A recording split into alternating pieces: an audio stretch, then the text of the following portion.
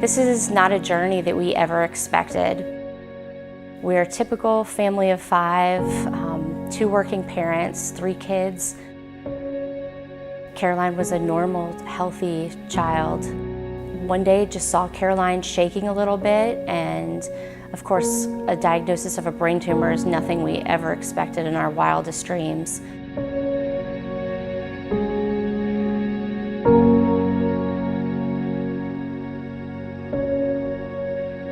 Caroline was diagnosed in 2017 with a high-grade glioma. I do remember a time without cancer. It was the morning that we came in there before Caroline's initial diagnosis. I never thought about cancer, didn't worry about it. It is a crushing weight. It changes dramatically your daily life. The tumor was discovered. She had her surgery. She then completed a roughly 6-week round of radiation treatment. And our family felt like we had gotten to a good place. We felt like we had fought this. We hoped it was the only time that we would ever fight this. Life got back to normal. We had just really felt like life was returning to a good place.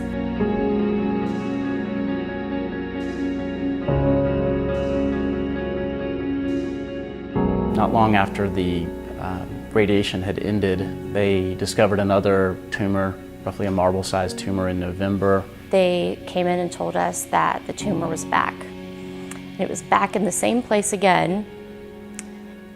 And my first question was it in the field that got radiated before? And I think that for me was the scariest part, because yes, it was right in the middle where it was already radiated. And so that led us to know that this is just a super, super aggressive cancer. They did surgery, and then she began doing the phase 1 clinical trial. And now that we have her on this phase 1 clinical trial through Children's Healthcare of Atlanta, we have not had, nothing's come back. And I feel like she is on the best medications possible right now. Right now, what's next for Caroline is we try to live our lives as normally as possible. Every day is a challenge, obviously, but the biggest thing that we've had to adjust to is living our lives in these 8-week sprints. Caroline scans every 8 weeks.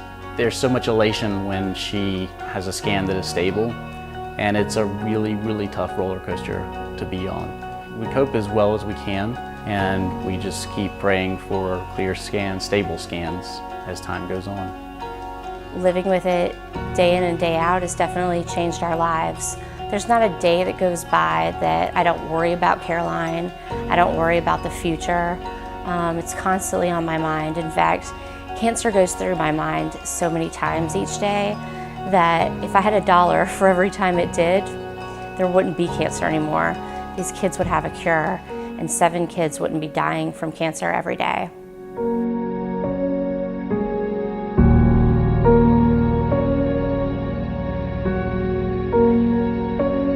I think for me as a dad, one of the hardest things to come to grips with is the fact that, every day that I have with Caroline, I realize that, if it wasn't for the treatment that she received, I wouldn't have her there. So truly every single day when I get up and when she comes and hugs me and when she tells me, "I love you, Daddy," not only does it melt your heart as it would any father, but there's a special significance there because that is one more moment that I otherwise would not have had.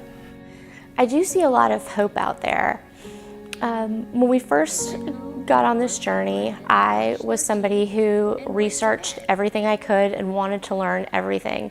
I wanted to be able to have educated discussions with the physicians.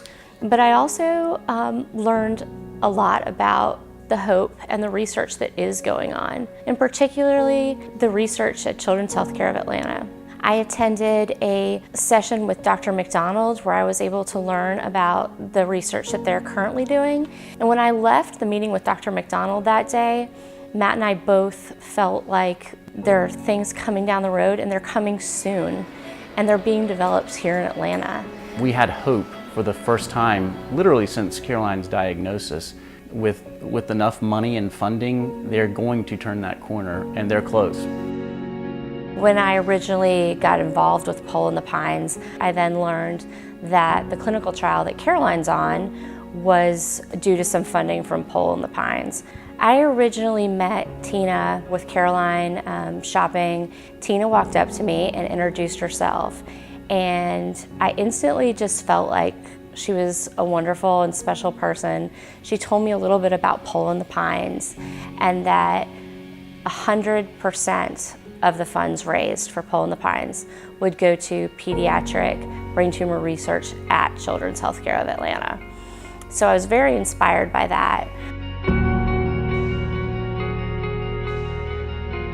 We don't truly have enough funding, and we don't have enough to truly combat and tackle this disease. And we saw firsthand, it comes back, it can come back. There's really no way of knowing what's next, and that's what's been so scary. Caroline is such a wonderful child. She has so much to give to this world, and I think the best thing that we can do for her and for all the Carolines that are out there is support the research with funding. Funding is the #1 thing that you can do to help our situation and Caroline's situation, and we need you.